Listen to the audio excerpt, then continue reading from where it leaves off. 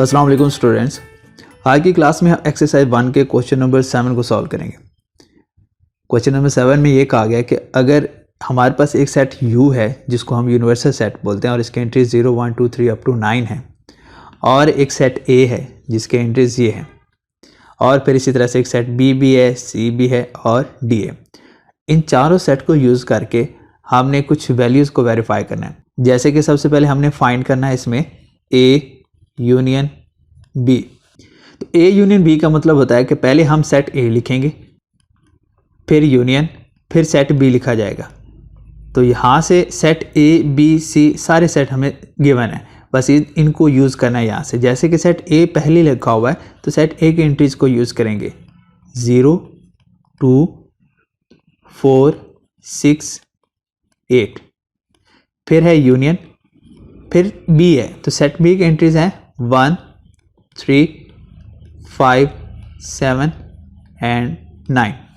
तो हमने क्योंकि यूनियन फाइंड करना है और यूनियन के अंदर हम दोनों सेट के एंट्रीज को लिखते होते हैं, तरतीब के साथ लिखते हैं, और जो रिपीट हो रहा हो उसको एक ही दफ़ा लिखते हैं। तो स्टार्ट करेंगे सबसे छोटे नंबर यानी कि 0 के साथ, जो कि हमने इस सेट में से लिया। फिर उसके बाद इस सेट में से 1, इधर से 2, फिर यहाँ से ये 3, फिर नेक्स्ट यहाँ इस सेट में से 4, फिर इधर से 5, 6, 7, 8, 9।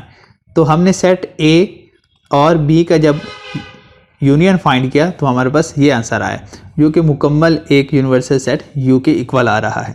सेकंड पार्ट में हमने फाइंड करना है A union D। A union D, तो इसी तरह से पहले हम सेट A लिखेंगे, फिर यूनियन, फिर सेट D लिखा जाएगा।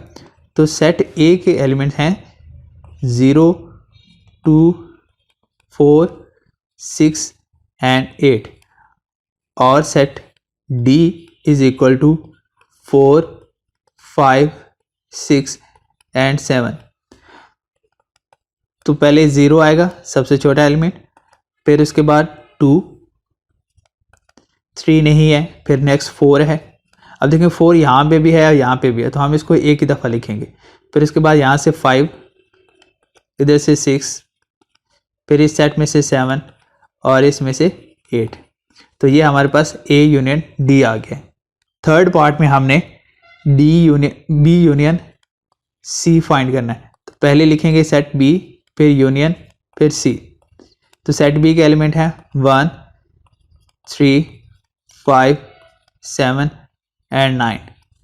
यूनियन, फिर सेट C यानी 1, 2, 3 एंड 8। तो दोनों को कंबाइन करेंगे, 1 दोनों सेट में है तो हम एक ही दफ़ा इसको लिखेंगे, फिर 2 यहाँ से लेंगे 2, फिर इधर से 3, फिर 4 नहीं है, फिर नेक्स्ट 5 है। ठीक है, आपने इसी तरतीब से चलना है, जो नंबर होंगे वो लिख लेने हैं, जो नहीं होगा वो स्किप होगा, उससे फिर नेक्स्ट लिख लेना है। जैसे 4 नहीं था तो उससे नेक्स्ट 5 है, तो 5 इसमें मौजूद है वो हमने लिखा। फिर 5 के बाद क्या होता है 6 इन दोनों सेट में नहीं है। फिर 6 के बाद क्या होता है 7 यहाँ पे मौजूद है वो लिखेंगे। फिर 7 के बाद क्या होता है 8 जो कि सेट में है, और फिर 9 लिखेंगे। तो ये हमारे पास B यूनियन C आ गया। पार्ट 4 में लिखा हुआ है C यूनियन D। तो पहले सेट C, फिर यूनियन, फिर D। तो सेट C है 1, 2, 3, 8। Union set D 4, 5, 6 and 7। तो इनको कंबाइन कर लेते हैं 1, 2, 3 इस सेट में से 4, 5, 6, 7 और फिर इस सेट में से 8। ये हमारे पास आंसर आ रहा है C यूनियन D का। 5 पार्ट में हमने A कॉम्प्लीमेंट फाइंड करना है। A कॉम्प्लीमेंट फाइंड करने के लिए हम हमेशा यूनिवर्सल सेट में से उस सेट को माइनस कर देते होते हैं, तो वो बन जाता है उसी सेट का कॉम्प्लीमेंट। A कॉम्प्लीमेंट फाइंड करना, यूनिवर्सल सेट में से माइनस कर दें। अब यूनिवर्सल सेट U होता है, जो कि हमें पहले से ही क्वेश्चन के अंदर गिवन है 0, 1, 2, 3 अप टू 9। ये यूनिवर्सल सेट है। इसमें से माइनस करना है किसको, सेट A को। 0, 2, 4, 6, 8। अब माइनस करने का क्या तरीकाकार होता है कि सेट ए के सारे एलिमेंट इसमें से निकाल देने हैं और बाकी जो यूनिवर्सल सेट के एलिमेंट बच जाएंगे वो लिख लेने हैं। देखें वो जो यहाँ से 0 माइनस हो जाएगा यानी इसमें से निकल जाएगा, फिर उसके बाद आ जाएगा 1, फिर यहाँ पे 2 है तो इस सेट में से 2 को निकालेंगे, वो नहीं लिखेंगे, फिर इसके बाद आता है 3, ये बाकी बच जाएगा। इस सेट के अंदर सारे नंबर हैं 0 से 9 तक होल नंबर हैं और इसमें सिर्फ इवन नंबर है। तो बच्चों जब हम किसी नेचुरल नंबर या होल नंबर में से इवन नंबर को निकाल लेते हैं तो बाकी ऑड नंबर बचते हैं, तो इसमें भी बाकी ऑड नंबर ही बचेंगे। 3 के बाद यहाँ से ये 4 निकलेगा, इस सेट में से 4 निकलेगा तो बाकी यहाँ पर 5 बचेगा, ठीक है। फिर उसके बाद 6 निकलेगा तो यहाँ पर 7 और फिर यहाँ से 8 इसमें से माइनस होगा क्योंकि देखें 3 से 9 के दरमियान भी एलिमेंट है और वो क्या है 3 के बाद है 4, 5, 6, 7, 8 और फिर ये 9 है। तो ये इसमें से 4, 6 और 8 ये माइनस हो जाएंगे और बाकी 5, 7 और ये 9 बच जाएगा। तो ये हमारे पास आंसर आ रहा है ए कम्प्लीमेंट का। 6 पार्ट में आपने इसी तरह से बी कम्प्लीमेंट फाइंड करना है। अब बी कम्प्लीमेंट फाइंड करना तो कॉम्प्लीमेंट का वर्ड यहाँ कहीं भी आ रहा होगा तो देखते हैं हमें क्या पता चलेगा कि हमने उसी सेट को यूनिवर्सल सेट में से माइनस कर देना है। अब यूनिवर्सल सेट क्या है 0, 1, 2, 3 up to 9 minus set B 1, 3, 5, 7, 9। अगर होल नंबर में से हम इवन नंबर को माइनस करें तो बाकी ऑड नंबर बचते हैं और होल नंबर में से अगर हम ऑड नंबर को माइनस कर दें तो बाकी इवन बचते हैं। अब सेट बी में जो एलिमेंट्स है वो सारे ऑड नंबर हैं तो इसमें से निकालेंगे तो इवन नंबर बाकी बचेंगे। देखें u माइनस बी किया ना तो ये बेसिकली बी कम्प्लीमेंट बनेगा और इसमें से सबसे पहले तो आएगा 0, देखिए 1 निकलेगा तो बाकी बचेगा 2, फिर यहाँ से ये 3 माइनस होगा, ठीक है माइनस हो रहा है ना तो ये 3 माइनस हो जाएगा तो बाकी यहाँ पर 4 बचेगा, फिर 5 माइनस होगा तो 6 बचेगा, 7 माइनस होने के बाद 8 आएगा, ठीक है। तो और उसके बाद 9 तो वैसे भी माइनस हो जाएगा। तो बी कम्प्लीमेंट का ये आंसर आता है। फिर इसी तरह से हमने सी और डी कम्प्लीमेंट भी फाइंड करना है।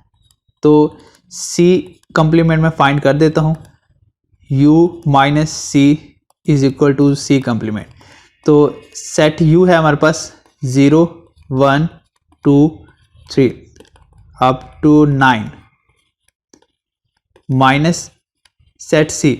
अब सी के एलिमेंट है 1, 2, 3, 8। अब देखें इसमें से 0 बाकी बचेगा, फिर 1 जो है वो माइनस हो जाएगा, 2 भी माइनस हो जाएगा, 3 भी माइनस हो जाएगा। फिर उसके बाद यहाँ कौन सा बचेगा क्योंकि देखें 1, 2, 3 तो माइनस हो गए और 3 के बाद क्या है 4, तो यहाँ 4 आएगा, 4, 5, 6, 7। फिर इसके बाद ये 8 भी माइनस हो जाएगा तो बाकी बचेगा सिर्फ 9। तो ये हमारे पास सी कम्प्लीमेंट आ जाएगा। क्वेश्चन नंबर 8 में हमने डी कम्प्लीमेंट फाइंड करना है। अब u माइनस डी करेंगे तो ये आएगा डी कम्प्लीमेंट। अब u के एलिमेंट क्या है 0, 1, 2, 3 up to 9 minus D, D के है 4, 5, 6 एंड 7।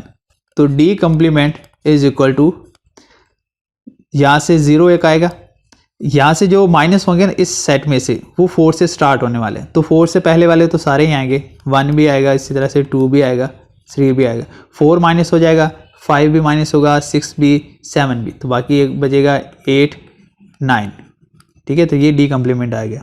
9 पार्ट के अंदर लिखा हुआ है बी डिफरेंस ए, यानी सेट बी में से सेट ए को आपने माइनस करना है। तो b माइनस ए आपने बेसिकली करना है।